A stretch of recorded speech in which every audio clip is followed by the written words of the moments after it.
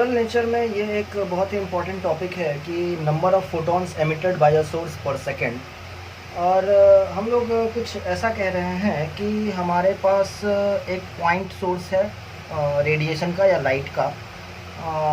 और इसका जो पावर है सोर्स का वो P है। So P is the power of the source, and as you know power is nothing but energy emitted per unit time, यानी कि electromagnetic energy in the form of photons जो ये source emit कर रहा है उसका पर यूनिट टाइम का ये वैल्यू है। अभी अगर हमसे ये पूछा जाए कि पर यूनिट टाइम में कितना फोटॉन्स एमिट कर रहा है, तो हमें अगर ये देखना है तो हम लोग बोलेंगे कि let n be number of photons emitted per second. So it is number of photons emitted by the source per second. अगर ये है, और अगर मैं एक फोटॉन की एनर्जी बताऊं तो hc/λ that is energy of a single photon, यानी कि हमारे पास जो एक फोटॉन एमिट किया जाएगा लाइट सोर्स के द्वारा उसकी एनर्जी कितनी है। So it is energy of one photon. और पर सेकेंड जो है वो हमारा जो सोर्स है वो hc/λ एनर्जी का n फोटॉन एमिट कर रहा है, और इस बेसिस पे हम बता सकते हैं कि पर सेकेंड टोटल कितनी एनर्जी एमिट हो रही है। तो टोटल एनर्जी पर सेकेंड जो एमिट हो रही है वो हो जाएगी n into hc/λ। So total energy emitted by the source per second, इसकी ये वैल्यू हो गई n into hc/λ, where n is the number of photons emitted per second और hc/λ एक फोटॉन की एनर्जी है। तो इस तरीके से हम लोग यहाँ से देख सकते हैं कि n की जो वैल्यू आ रही है हमारे पास वो lambda into power bye Planck's constant into speed of light ये आ रही है। So it is a very important conclusion कि पर सेकेंड कितने नंबर ऑफ फोटॉन्स एमिट किए जाते हैं। अच्छा, ये तो एक बात हो गई। अभी यहाँ पे हम लोग ये भी देख सकते हैं कि ये जितने भी फोटॉन हैं वो स्पीड ऑफ लाइट से ट्रैवल करेंगे और हर एक डायरेक्शन में यूनिफॉर्मली ट्रैवल करेंगे। तो अगर देखा जाए कि ये जो एनर्जी है वो टी टाइम के बाद क्या होगा इस एनर्जी का, तो इस तरह से हम लोग यहाँ पे कह सकते हैं कि अगर हमारा पॉइंट सोर्स है, हमारा सोर्स जो है वो पॉइंट लाइक स्ट्रक्चर है, तो टी टाइम के बाद ये एक स्फेरिकल रीजन में ये सारे फोटॉन्स यूनिफॉर्मली पाए जाएंगे। ये पूरा एक यूनिफॉर्म डिस्ट्रीब्यूशन हो जाएगा फोटॉन का इस स्फेरिकल रीजन में। और अगर हम लोग टी टाइम के बाद की बात कर रहे हैं तो टी टाइम तक इस फोटॉन ने c इंटू टी इतना डिस्टेंस ट्रैवल किया होगा, तो ये ct रेडियस का एक स्फीयर तैयार हो जाएगा, और इस स्फीयर के सरफेस पे ये सारी एनर्जी, कहने का मतलब है कि ये सारे फोटॉन्स जो हैं वो डिस्ट्रीब्यूट हो जाएंगे। अब अगर इंटेंसिटी की बात करें तो intensity is energy emitted by the source per unit time into per unit area. Area को मैं S कह रहा हूँ, S इज़ माई एरिया। तो यहाँ पे जो गौर करने वाली बात है वो ये है कि एनर्जी बाय टाइम को हम लोग पावर कह रहे हैं, तो हमारा जो इंटेंसिटी है that is given by power by the area S। So for example अगर हमसे पूछा जाता है कि इस पूरे सरफेस के लिए इंटेंसिटी बता दीजिए, तो इस पूरे सोर्स पे एनर्जी यूनिफॉर्मली डिस्ट्रीब्यूटेड है, और लेट अस से ct इज़ इक्वल टू, अगर मैं r कह रहा हूँ तो इस स्फीयर का जो सरफेस एरिया है वो 4πr² हो जाएगा। और इस हिसाब से हम लोग बता सकते हैं कि इस पॉइंट पे जो इंटेंसिटी है स्फेरिकल हमारा पूरा कंस्ट्रक्शन बन रहा है पॉइंट सोर्स के लिए, तो इंटेंसिटी इस स्फीयर के लिए p बाई एरिया यानी कि हमारा 4πr² that will be the intensity. तो ये हमारे लिए इंटेंसिटी का इक्वेशन आ रहा है। सो फोटॉन फ्लक्स एक बहुत ही इम्पॉर्टेंट कॉन्सेप्ट आता है। जैसे हमने इलेक्ट्रिक फ्लक्स या मैग्नेटिक फ्लक्स की बात की है, वैसे ही यहाँ पे हम लोग फोटॉन फ्लक्स की बात करने वाले हैं। सो बेसिकली फोटॉन फ्लक्स क्या है कि it is nothing but the number of photons incident, कि कितने फोटॉन्स जो हैं एक सरफेस पे इंसिडेंस हो रहे हैं। So number of photons incident on a normal surface,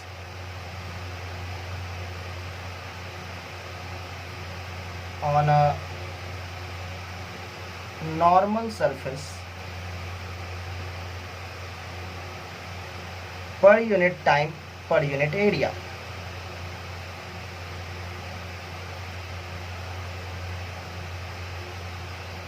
सो ये हमारे फोटोन फ्लक्स का जो फॉर्मल डेफिनेशन है वो हो गया। जैसे इमेजिन करते हैं कि आई इंटेंसिटी का एक लाइट बीम है जो कि एक सरफेस पे इंसिडेंट हो रहा है और हमसे फोटोन फ्लक्स पूछा जा रहा है। तो इस केस में हम लोग कह सकते हैं कि हमारा जो इंटेंसिटी है वो हो गया एनर्जी पर unit time into per unit area. और हमें पता है कि एक फोटोन hc/लैम्डा एनर्जी जो है वो कंट्रीब्यूट करेगा।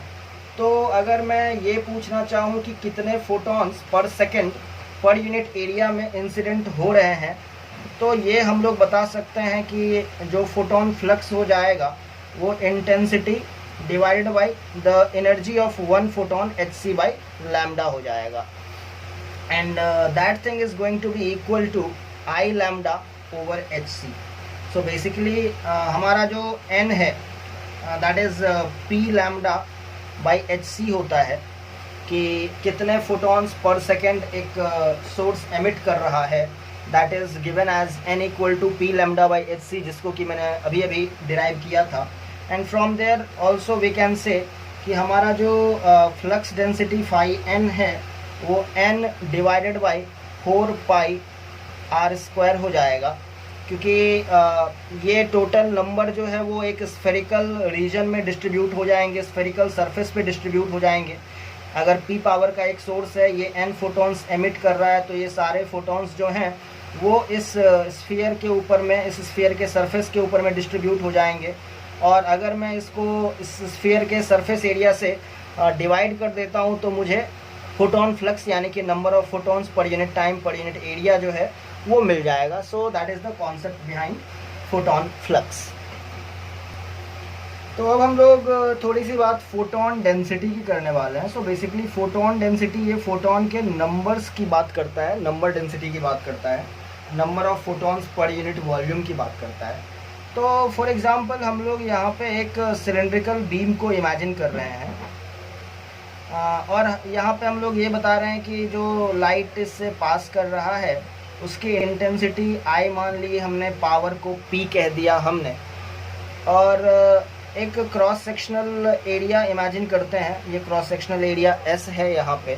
तो अगर हम लोग फ्लक्स की बात करें, फोटोन फ्लक्स की बात करें, जो कि हम लोगों ने ऑलरेडी डिफाइन भी कर दिया है और इसके लिए एक एक्सप्रेशन भी हम लोग लेके आए थे। तो बेसिकली फोटोन फ्लक्स है number of photons crossing this area पर unit time per unit area.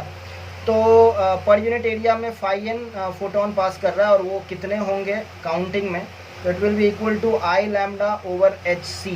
ये number of photons 1 metre square area को पर सेकेंड में क्रॉस कर रहे होंगे यहाँ से। टोटल एरिया S है, तो जो टोटल नंबर ऑफ फोटॉन्स हो जाएगा, total number of photons n, that is number of total photons crossing area S in 1 second। तो इसको मैं सिंपली S से मल्टीप्लाई कर दूंगा। So it will be equal to phi n into S। So it will become equal to I lambda S over hc। और 1 second में ये सारे फोटॉन्स जो हैं वो c डिस्टेंस ट्रैवल करेंगे। कहने का मतलब है कि t इक्वल टू 0 पे जिस फोटॉन ने इस एरिया को क्रॉस किया होगा वो t इक्वल टू 1 सेकेंड में यहाँ तक पहुँच जाएगा। तो इस पूरे वॉल्यूम में कितने फोटॉन्स हमें मिलने वाले हैं, तो उसकी बात हम लोग यहाँ से कर सकते हैं कि इस इतने नंबर ऑफ फोटॉन्स ने इसको क्रॉस किया है विद इन 1 सेकेंड टाइम, और 1 सेकेंड में ये सारे फोटॉन यहाँ से यहाँ तक आ सकते हैं। तो हमारा जो टोटल वॉल्यूम है वो हमारे पास रेडी है। So volume is cross sectional area S and the distance travelled bye them in 1 second, that is C। So it is S into C हो गया यहाँ पे। तो अभी हम लोग डेंसिटी ऑफ फोटॉन्स पता कर सकते हैं, ये नंबर डेंसिटी होगी। So number of photons is basically I lambda S over hc divided by SC। So it is going to be equal I lambda S hc, और SC भी denominator में आ जाएगा तो S से S cancel. So it is equal to I lambda by hc square अगर हम लोग फाई एन और रो को कंसिडर करें दोनों को, तो यहाँ पे हम लोग देख रहे हैं कि हमारे पास जो फोटोन डेंसिटी रो फोटोन है that is equal to phi n divided by c हो जाएगा, क्योंकि यहाँ पे एक सी स्क्वायर है, यहाँ पे सिंपली सी है। सो ये हमारा एक रिलेशन आ गया है फोटोन डेंसिटी और फोटोन फ्लक्स के बीच का। अगर इसको हम लोग फर्दर मैनिपुलेट करते हैं तो जो हमारा फोटोन फ्लक्स है ये और कुछ नहीं है, number of photons emitted by the source per second divide by the total area है। तो अगर हम लोग एक स्फेरिकल वेव फ्रंट की बात करते हैं, मतलब कि पॉइंट सोर्स की बात करते हैं, तो n is the total number of photons emitted by the source per unit time. So n divided by 4 pi are square, जहाँ पे r उस स्फीयर का रेडियस हो जाएगा this thing, and I will divide it by c। एंड number के लिए हमने पावर का एक एक्सप्रेशन निकाला था which is p lambda over H C. So p lambda over H C ये हमारा नंबर हो गया, number of photons emitted by the source per second, और ये total photons 4 pi are square area में डिस्ट्रीब्यूटेड है डिवाइडेड बाय ये हमारे पास c आ रहा है। तो इनफैक्ट अगर मैं इसको फर्दर एक एक्सप्रेशन में लिखना चाहूँ तो it is going to be p lambda over 4 pi are square into H C square, ये ऐसा आ रहा है हमारे पास। तो that is the final thing for photon density. So we will talk about radiation pressure now. तो just imagine a situation कि ये हमारे पास एक सरफेस है, जैसे इस पे आई इंटेंसिटी और पी पावर का एक लाइट बीम आकर के इंसिडेंट करता है। अगर ये हमारे पास गिवन केस सिनेरियो है तो हम लोग जानते हैं कि this light beam will be made up of numerous photons, और हर एक फोटॉन के पास अपना एक लीनियर मोमेंटम होगा। So will talk about that. तो हमारा जो पर फोटोन लीनियर मोमेंटम हो जाएगा that is given as h by lambda. तो हर एक फोटोन के पास h बाई लैम्डा ये हमारा लीनियर मोमेंटम है। एंड जब ये फोटोन कोलाइड करता होगा, यानी कि जब ये लाइट बीम इंसिडेंट होती होगी इस सरफेस पे, तो दो बातें हो सकती हैं, आइदर ये फोटोन अब्जॉर्ब हो जाता होगा या फिर रिफ्लेक्ट कर दिया जाता होगा। अभी हम लोग नॉर्मल इंसिडेंट की ही बात ले रहे हैं, और अब अगर मैं ये बोलूं कि ये सारे फोटोन अब्जॉर्ब हो जाते हैं, यानी कि हम लोग case 1 perfect black body surface की बात कर रहे हैं। So we will talk about perfect black body. So जो भी फोटोन इस सरफेस के ऊपर इंसिडेंट होगा वो सबका सब अब्जॉर्ब हो जाएगा, and if that is the case तो जो फोटोन एक बार अब्जॉर्ब हो गया उसका मोमेंटम 0 हो जाएगा, and from there we can say कि हमारा जो change in momentum delta P है वो इनिशियली h बाई लैम्डा है, फाइनली 0 है, तो टोटल जो है वो h बाई लैम्डा ही हो गया। सो एक फोटोन की वजह से जो चेंज इन मोमेंटम आ रहा है वो h बाई लैम्डा आ रहा है।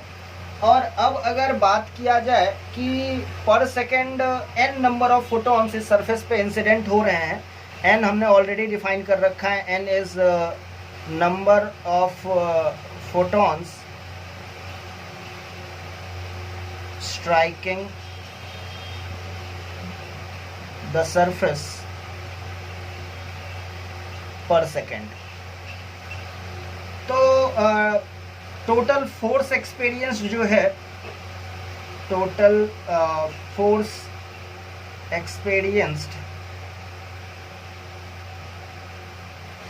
ये कितना हो जाएगा? So that is net change in momentum by time in momentum per unit time हो जाएगा। अभी हम लोग जैसा कि देख सकते हैं कि एक फोटोन की वजह से h by lambda momentum change होता है, और टोटल n फोटोन्स इस सरफेस को स्ट्राइक कर रहे हैं, तो जो हमारा पर सेकेंड चेंज इन मोमेंटम आ जाएगा वो n into h by lambda हो जाएगा।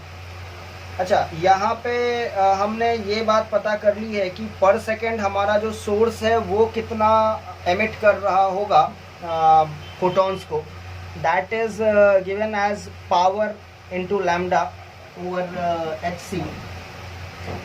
और इसको अगर मैं देखूं कि इनटू एच बाई लैम्डा मुझे यहाँ पे करना है, ये हमने P lambda by H C already calculate कर लिया है कि हमारा जो अगर सोर्स है उसका पावर पी है, और इन दैट केस सिनेरियो हमें अगर number of photons per second निकालना है तो that is given by p lambda over H c into h by lambda. तो ये हमारा फोर्स आ गया। तो फोर्स इज़ लैम्डा से लैम्डा गया, एच से एच गया, it is given as p by c. और अगर हम लोग प्रेशर की बात करते हैं, यहाँ पे p stands for power, pressure के लिए मैं पी आर यूज कर रहा हूँ। So pressure will be equal to force by area that is s, तो that will be equal to power by C into area S. Now power by C is power by area is intensity. So intensity by C, that is going to be the pressure. So we have already talked about the radiation force and the radiation pressure if my surface is perfect black body. Now we will discuss case 2, and here I assume that my surface is perfect white body. I mean it is a perfect reflector, and again a light beam of intensity I and power P is normally incident on the surface. We already know that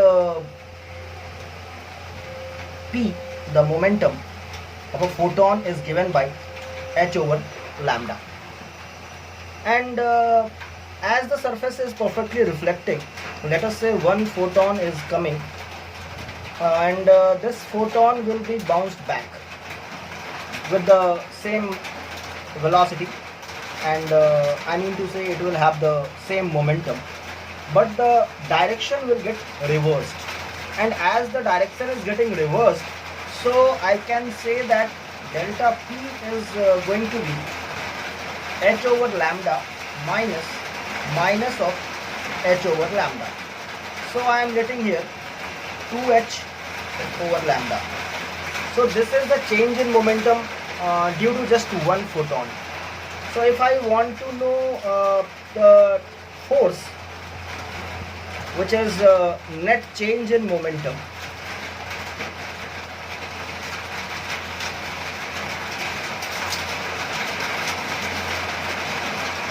over time, so it is the rate of change of momentum. And again I know that n number of photons are being incident on the surface per unit time. So my force F is n, where n is the number of photons being incident on the surface into the change in momentum due to one photon, which is 2h by lambda. We have already shown here that n is equal to p lambda, where p is the power, p lambda over hc into 2h over lambda. H and lambda get cancelled out, and here I got my expression for the force. So the force is F equal to 2p by c. And if I just want to talk about pressure, so force by area, and I'll get 2p by AC. Now power over area is intensity, so I can write here it is 2I by C. We have talked about the radiation pressure for perfect reflector surface and perfect black body surface. But as we know, in the real world, the surfaces are neither perfectly reflecting nor perfectly black body. So it is real surface, and here I am going to define two coefficient. Let me tell that A is equal to reflection coefficient, and obviously 1 minus A will be absorption coefficient. It simply means that A fraction is being reflected by this surface, and the rest portion of the light is being absorbed. So if I have to calculate the force, then I will say that total force F is going to be force by the reflected photons and force by the absorbed photon. And force by the reflected photon is going to be 2p by c, but only a portion is getting reflected, so 2p by c into a. And the absorbed photon, the force is simply p by c, again p by c, and only 1 minus a fraction of the photons are getting absorbed. So here I am having this expression for the total force. We can take p by c as common, and I am having 2a plus 1 minus a. So what I am getting from here is 1 plus a into p by c.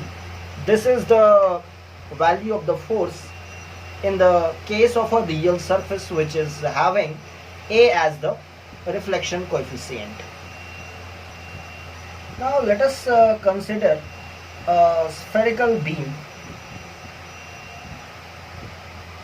Now let us consider a cylindrical beam of light produced by some light source here, and this light source has a power P, and in the path of the beam there is a sphere of radius r.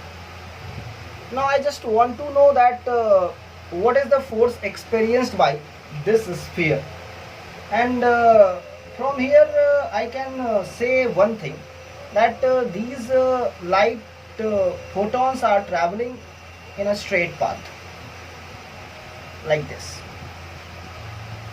Here my argument is very simple. I just want to say only those photons will be incident on the sphere which pass through the cross-sectional area A equal to pi r square. I am just talking about this area. So I can imagine a circle here pi r square. So मैं यहाँ पे ये कहना चाहता हूँ कि इस sphere के ऊपर फोर्स लगाने वाले जो फोटॉन्स होंगे वो वही फोटॉन्स होंगे जो कि इस क्रॉस सेक्शन से गुजरेंगे, जिसका कि एरिया पाई आर स्क्वायर होगा, जो कि एक सर्कल होगा. So I just want to write this thing. I just want to say that only those photons will be incident on the sphere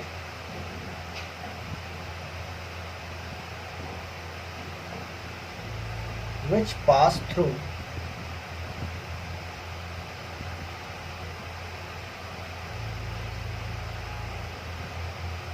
the cross-sectional area A equal to pi r square. तो मैं इस area की बात कर रहा हूँ. जो भी फोटोन इस क्रॉस सेक्शनल एरिया से पास करेंगे, सिर्फ वही फोटोन हमारे इस स्फीयर पे इंसिडेंट होंगे और सिर्फ उन्हीं फोटॉन्स का फोर्स हम लोग काउंट करने वाले हैं यहाँ पे. सो बेसिकली हम लोग ये पाई आर स्क्वायर कहाँ से ला रहे हैं? So basically A equal to pi are square जो है उसके बारे में मैं कह रहा हूँ कि विच इज द प्रोजेक्शन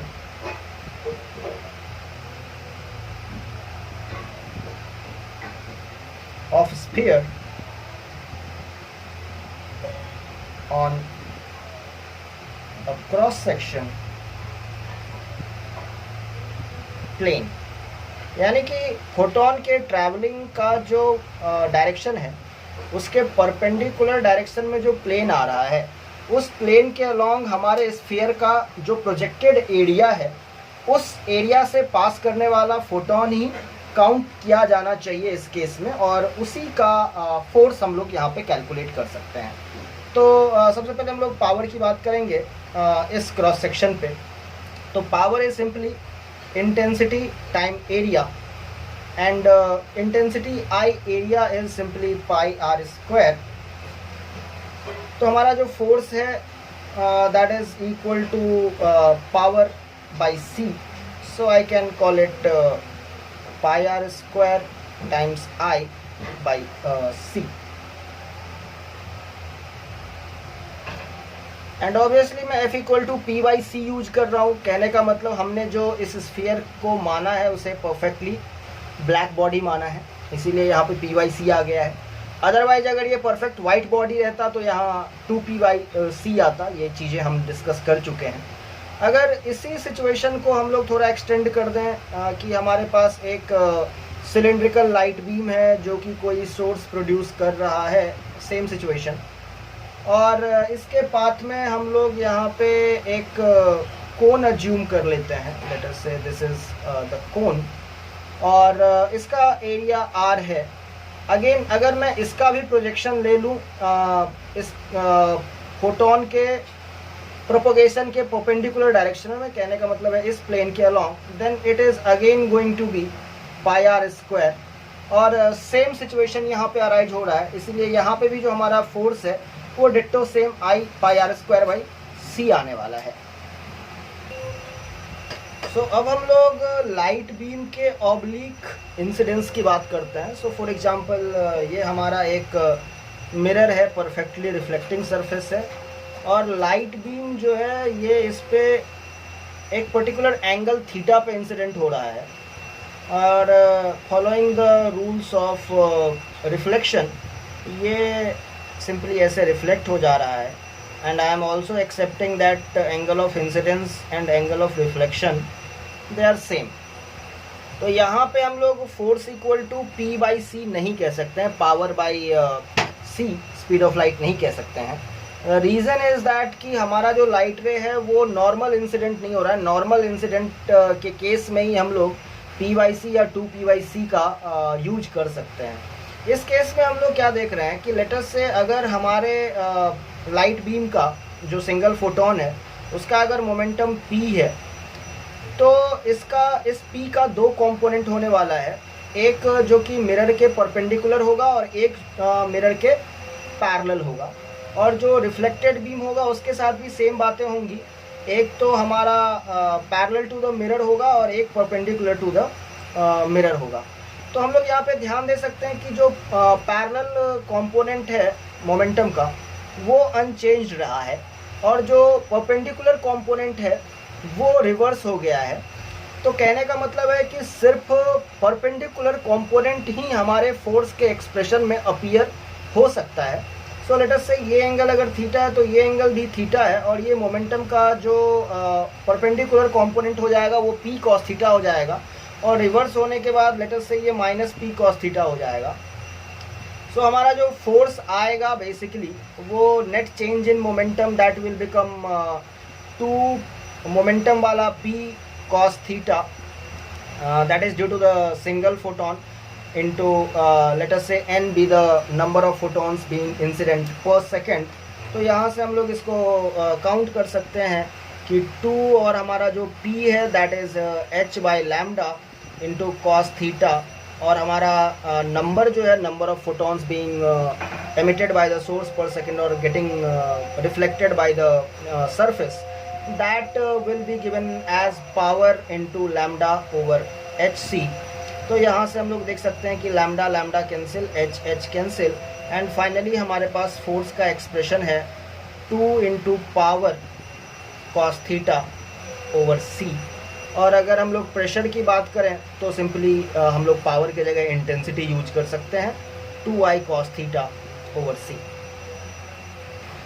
ये अज्यूम कीजिए कि हमारे पास एक सॉलिड स्फीयर है और ये सॉलिड स्फीयर परफेक्टली रिफ्लेक्टिंग है, और मैं ये बता दूं कि इसका जो रेडियस है वो r है, और इसके ऊपर में एक uniform light beam intensity I और लार्ज क्रॉस सेक्शन एरिया वाला इंसिडेंट होता है।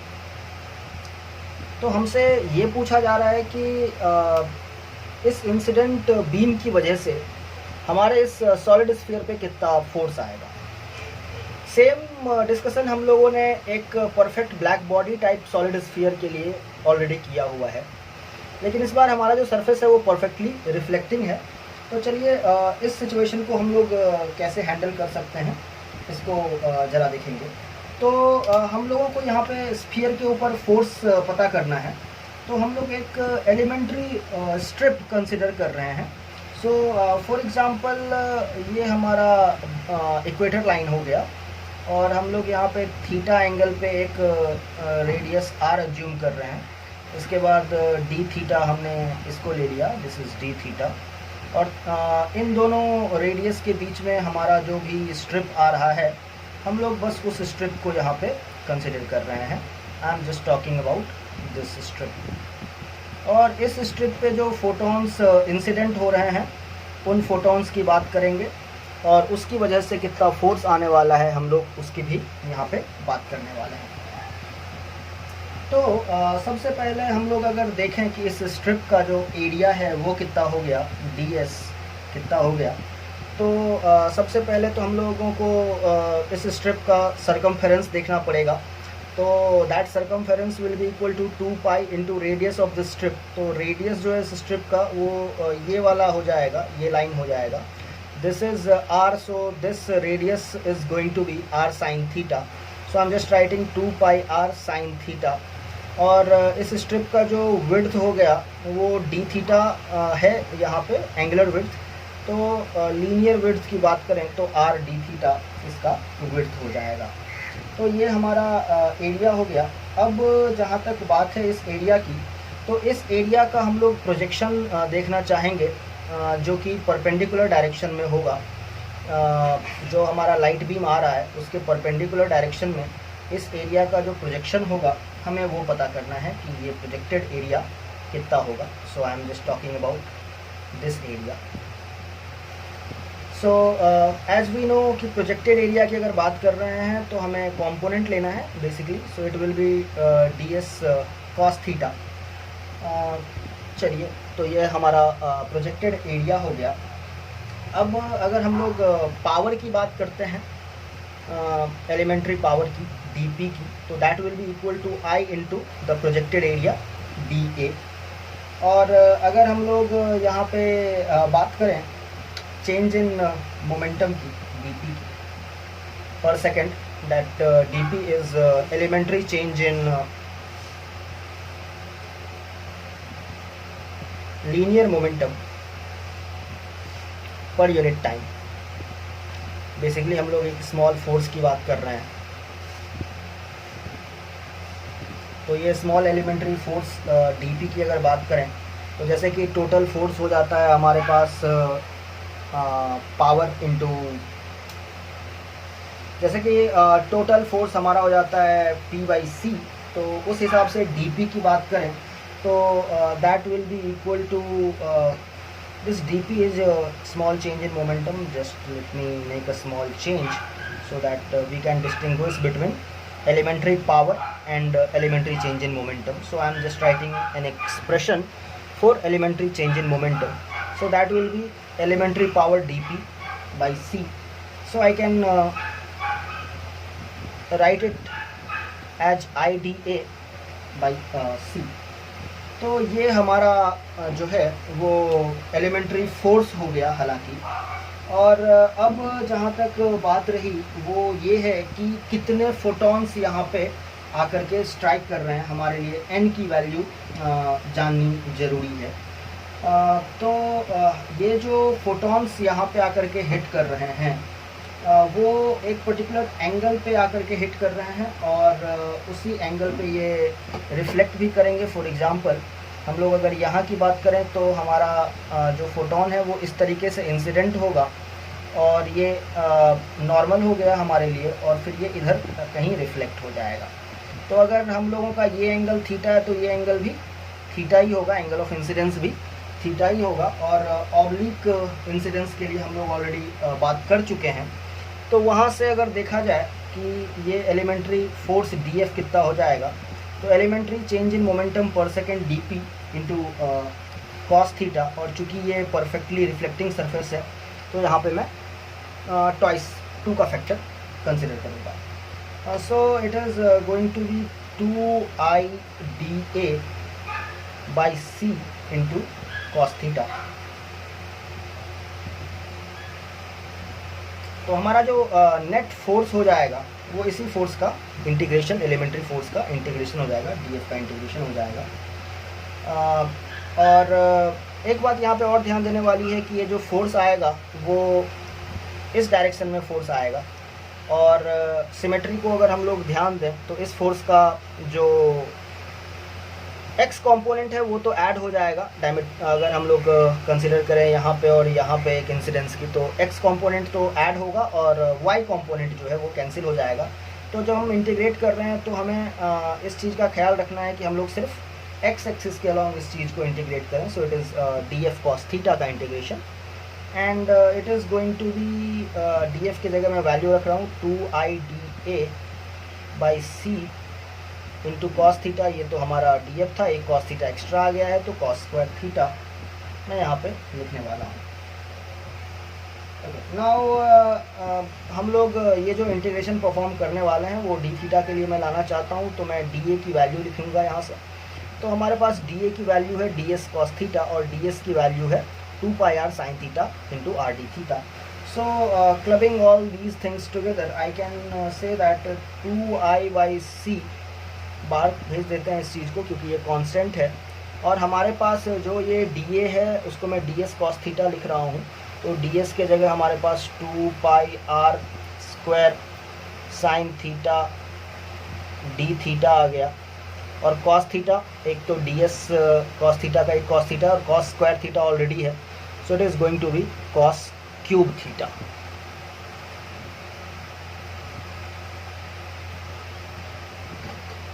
So once I solve this integration, और हमारा जो इंटीग्रेशन का लिमिट हो जाएगा वो इस पॉइंट से इस पॉइंट तक के लिए हम लोगों को थीटा कंसिडर करना है। So basically theta is varying from 0 to π/2। 0 angle के लिए हम लोग इस सर्कल को कंसिडर कर रहे हैं और π/2 के लिए हम लोग इस सर्कल को कंसिडर कर रहे हैं। सो हमारा लिमिट 0 से π/2 रहेगा। और once we solve this and put the limits, I am simply writing after solving this, it is going to be I into πr²/c, that is the force. Now interesting बात यहाँ पे ये है कि हमारा पिछली बार जो फोर्स आया था जब हमारा सरफेस परफेक्टली ब्लैक बॉडी था, उस केस में भी ये फोर्स सेम आया था, इस बार भी ये फोर्स सेम आया है। तो यहाँ से हम लोग सिर्फ स्फीयर के लिए ऐसा होता है, ये बात याद रखेंगे कि स्फीयर चाहे परफेक्टली ब्लैक बॉडी हो या परफेक्टली रिफ्लेक्टिंग हो, इस बात से कोई फ़र्क नहीं पड़ता है। अगर हमारे पास parallel beam of light incident होता है उसके ऊपर, तो हमारा जो फोर्स होता है वो I times πr² into πr²/c होता है। सो जैसा कि अभी हमने एक परफेक्टली रिफ्लेक्टिंग स्फीयर के लिए फोर्स का कैलकुलेशन किया था, वैसे ही अब हमारा जो नेक्स्ट टारगेट है वो हम काम करने वाले हैं एक कोन के लिए। सो लेट अस से ये हमारा एक कोन है, और इसके बारे में हमें जो भी इंफॉर्मेशन चाहिए वो दी गई हैं। फॉर एग्ज़ाम्पल इसका जो रेडियस है वो r हमें बताया गया है, इसका रेडियस r है कोन का, और साथ ही साथ हमें ये भी बताया गया है कि इसका जो लेंथ है स्ट्रेट लाइन के अलॉन्ग h है, और पैरेलल बीम जो है लाइट का इसके ऊपर में इंसिडेंट हो रहा है ऑफ इंटेंसिटी I। अभी हमें फोर्स कैलकुलेट करना है।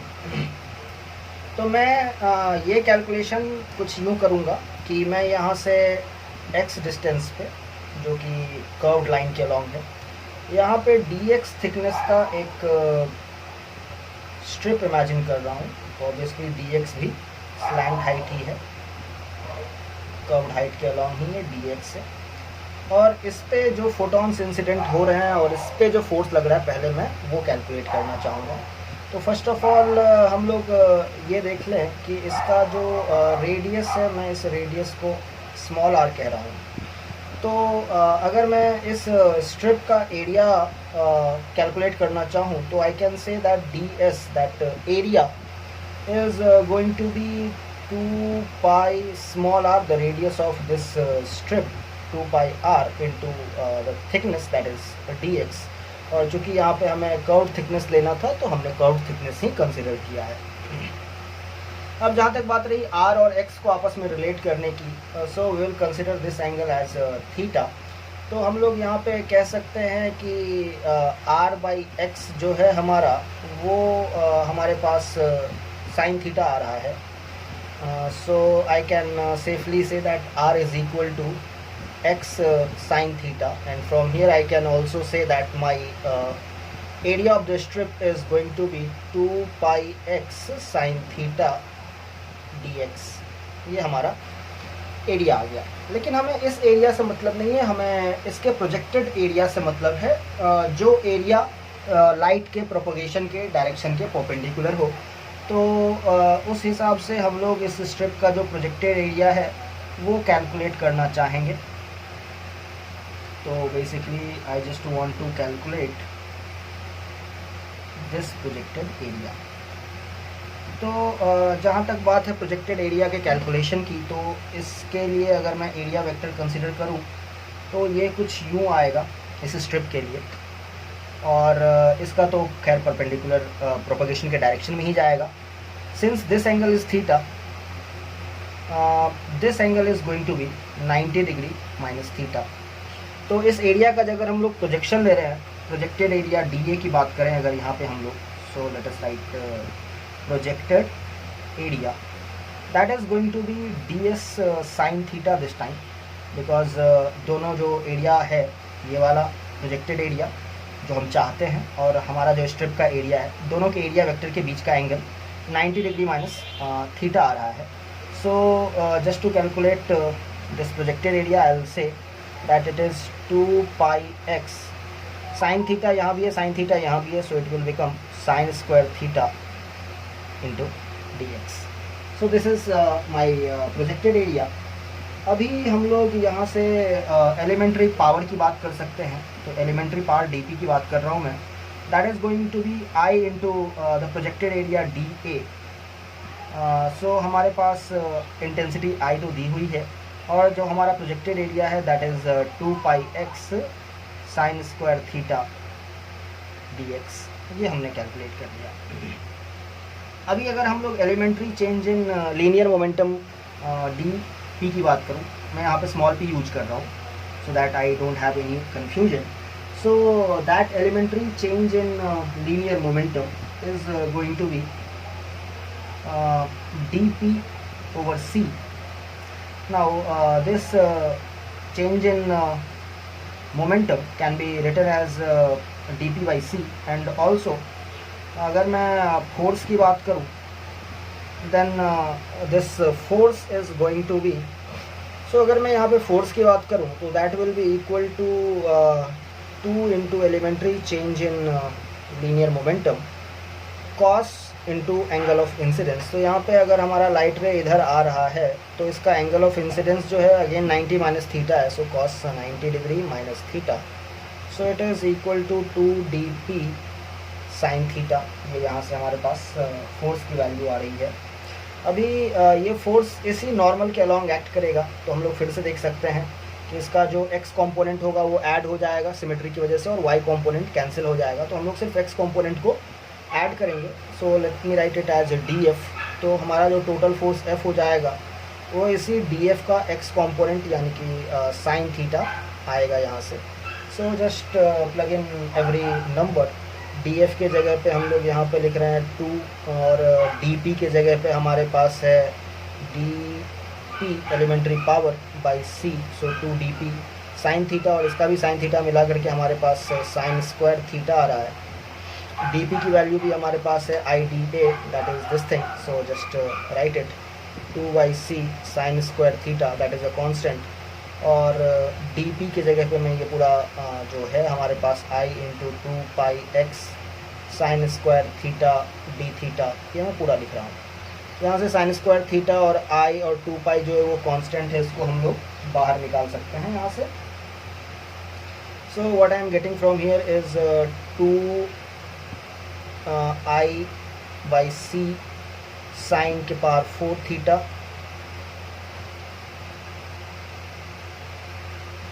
Into 2 pi integral x d x. और हमारा जो x है वो वैरी करेगा 0 से यहाँ पे आते आते इस x की जो लेंथ हो जाएगी वो हम लोग पाइथागोरस से निकाल सकते हैं. This is h, this is r. So जो हमारा अपर लिमिट हो जाएगा that will become r square plus h square square root. And after doing all this calculation, 2I by c sine के power 4 theta into 2 pi, this is going to be x square by 2 within limit 0 to r square plus h square. And we also know that sine theta can be written as this r over this length, that is r square plus h square. So just plug in everything. So I am getting from here 2I by c, और मैं sin theta को substitute कर रहा हूँ. That will become r over r square plus h square raised to the power half, everything raised to power 4. So that is sin 4 theta into 2 pi into again 1/2 मैं बाहर निकाल रहा हूँ. और मैं अगर x के जगह लिमिट्स पुट करता हूँ तो 0 के लिए तो कैंसिल हो जाएगा, बट इसके लिए हमारे पास ये बचा रहेगा. That will become r square plus h square simply. यहाँ पे हमें r square plus h square का होल स्क्वायर मिलने वाला है. And from this step I can say that this is equal to this 2 and 2 get cancelled out.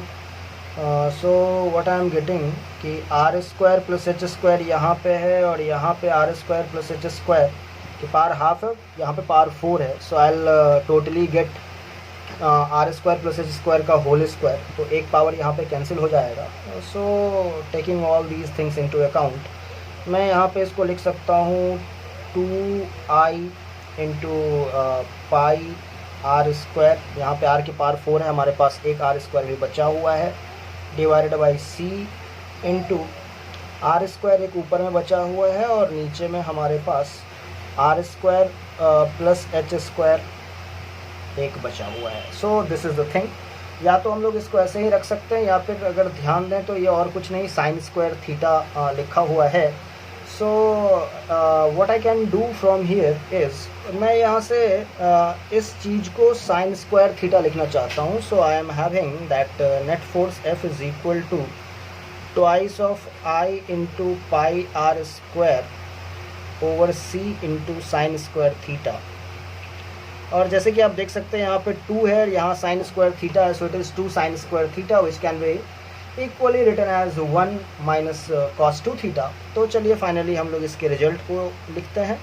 2 हमारे पास use हो चुका है. So I into pi are square by C into 1 minus cos 2 theta, and that is the force experienced by the cone, and that force will be in the direction of the propagation of beam.